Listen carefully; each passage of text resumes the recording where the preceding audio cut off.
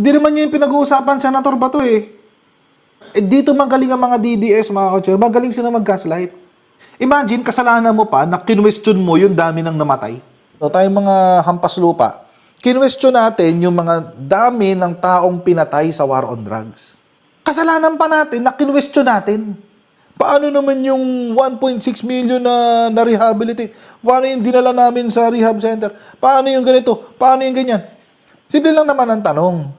Bakit umabot ng higit 20,000 ang pinatay nyo dyan sa war on drugs?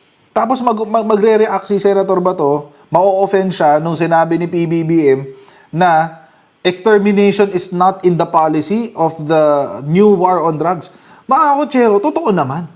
Di pinag-uusapan kung ilan yung na-rehab. Ang pinag-uusapan dito, yung polisiya. Ang pinag-uusapan dito, yung mga statements na inilalabas ng gobyerno. Bakit umabot kayo sa 20,000?